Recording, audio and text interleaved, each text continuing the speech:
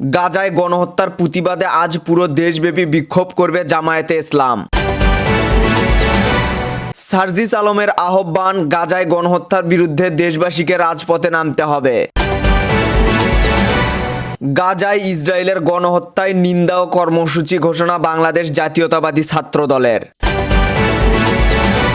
ফিলিস্তিনের আহ্বানে বিশ্বব্যাপী হরতালের সমর্থনে ঢাকায় বিক্ষোভ। এতক্ষণ শুনছিলেন সংবাদ শিরোনাম, এবারে বিস্তারিত। গাজায় যুদ্ধবিরতি চুক্তি লঙ্ঘন করে ইসরায়েলি বাহিনীর লাগাতার বিমান হামলা ও নৃশংস হত্যার প্রতিবাদে আজ 7 এপ্রিল দেশব্যাপী শান্তিপূর্ণ বিক্ষোভ মিছিলের কর্মসূচি ঘোষণা করেছেন বাংলাদেশ জামায়াতে ইসলামী। রোববার 6 এপ্রিল দলটির সেক্রেটারি জেনারেল ও সাবেক এমপি অধ্যাপক মিয়া গোলাম পরোয়ার এই কর্মসূচির ঘোষণা দেন। বিবৃতিতে তিনি বলেন, 2023 সালের অক্টোবর থেকে ইসরায়েলি বাহিনীর বর্বর হামলায় গাজায় 50,600 জনের বেশি নিহত এবং 1,15,063 জনের বেশি আহত হয়েছেন। নিহত ও আহতদের মধ্যে প্রায় 56% নারী ও শিশু। এটি মানবতার বিরুদ্ধে সংঘটিত এক ভয়াবহ অপরাধ। বাংলাদেশ ইসলামী ছাত্র শিবির গাজায় ইসরায়েলি সন্ত্রাসীদের গণহত্যা বন্ধ ও স্বাধীন ফিলিস্তিনি রাষ্ট্র প্রতিষ্ঠার দাবিতে গ্লোবাল স্ট্রাইক ফর গাজা কর্মসূচি পালনের আহ্বান জানিয়েছে। নেতৃবৃন্দ বলেন, বিশ্ব মানচিত্র থেকে মুসলমানদের পবিত্রতম ভূমি বিলীন হয়ে যাওয়ার নির্মম দৃশ্য দেখেও বিশ্ববিবেক আজ নির্বিকার।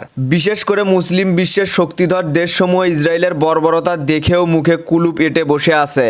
মুসলিম রাষ্ট্রসমূহের এই নির্লিপ্ততা ইসরায়েলকে গণহত্যায় উৎসাহিত করছে। জাতিসংঘ ও আইসির ও আরব লীগের মতো সংগঠন তাদের দায়িত্ব পালনে ব্যর্থতার পরিচয় দিয়েছে।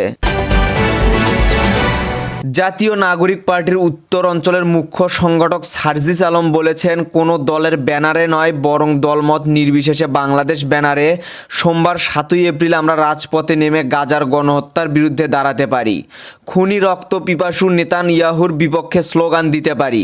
6 এপ্রিল রোববার বিকেলে সামাজিক গণমাধ্যম ফেসবুকে এক পোস্টে তিনি জনতাকে রাজপথে নামার আহ্বান জানান। ফেসবুকে তিনি লেখেন, আগামীকাল বিশ্বব্যাপী হরতাল পালনের আহ্বান জানিয়েছে আমাদের মজলুম গাজাবাসী ভাই বোনেরা।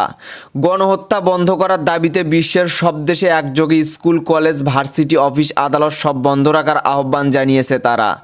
কিন্তু মানুষ কিংবা মুসলিম হিসেবে এসব বন্ধ রাখতে আমাদের দায়িত্ব সীমাবদ্ধ হওয়া উচিত নয়, বরং দলমত নির্বিশেষে সারা দেশের জনতা একসঙ্গে রাজপথে নেমে ইসরায়েলি খুনিদের বিরুদ্ধে প্রতিবাদ জানানো উচিত। তিনি আরও লেখেন, প্রত্যেক জেলায় ছাত্র জনতার প্রতিনিধি হিসেবে কয়েকজন মিলে দায়িত্ব নিয়ে এই ঐক্যবদ্ধভাবে এই কর্মসূচি পালন হোক। গাজা ও রাফায় ইসরায়েলের বর্বরচিত গণহত্যার তীব্র নিন্দা ও প্রতিবাদ কর্মসূচি ঘোষণা করেছে বাংলাদেশ জাতীয়তাবাদী ছাত্র দল। সংগঠনটির শীর্ষ 2 নেতা বলেন, ফিলিস্তিনের গাজা ও রাফায় দখলদার গণহত্যাকারী ইসরায়েলি বাহিনীর নৃশংস হামলায় এরই মধ্যে হাজার হাজার নিরপরাধ মানুষ শাহাদত বরণ করেছেন। শিশু, নারী ও বৃদ্ধদেরকেও নির্মমভাবে হত্যা করেছে অবৈধ দখলদার ইসরায়েলের সেনারা। ছাত্রদল গাজা ও রাফায় ইসরায়েলের বর্বরচিত গণহত্যার প্রতিবাদে 8 এপ্রিল সারা দেশের সব শিক্ষা প্রতিষ্ঠানে প্রতিবাদ কর্মসূচি ঘোষণা করা হচ্ছে। কর্মসূচির মধ্যে রয়েছে 8 এপ্রিল সকাল 10:30টায় দেশের সব শিক্ষা প্রতিষ্ঠানের সামনে মুখে কালো কাপড় বেঁধে অবস্থান। একই দিন প্রতিটি শহরের সবগুলো শিক্ষা প্রতিষ্ঠান থেকে মিছিল সহকারে উপস্থিত হয়ে শহরের প্রাণকেন্দ্রে সম্মিলিত বিক্ষোভ সমাবেশের কর্মসূচি পালিত হবে। ফিলিস্তিনের আহ্বানে ডাকা বিশ্বব্যাপী হরতালের প্রতি সমর্থন জানিয়ে রাজধানী ঢাকায় বিক্ষোভ করেছে ইসলামী আন্দোলন বাংলাদেশ। সোমবার 6 এপ্রিল রাত 9টায় বায়তুল মোকাররম মসজিদের উত্তর গেট থেকে এই বিক্ষোভ মিছিলের আয়োজন করে ঢাকা মহানগর দক্ষিণ ইসলামী আন্দোলন।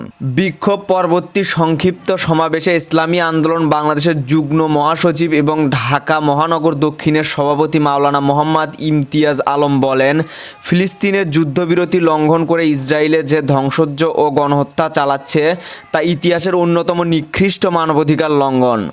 এই পরিস্থিতিতে জাতিসংঘ ও আইসিসি এবং আরব লীগের নীরব ভূমিকা অত্যন্ত হতাশাজনক। তিনি বিশ্বের সকল দেশ, বিশেষ করে বাংলাদেশ সরকারের প্রতি ফিলিস্তিন রক্ষায় কার্যকর কূটনীতিক চাপ প্রয়োগ এবং রাজনৈতিক পদক্ষেপ নেওয়ার আহ্বান জানান।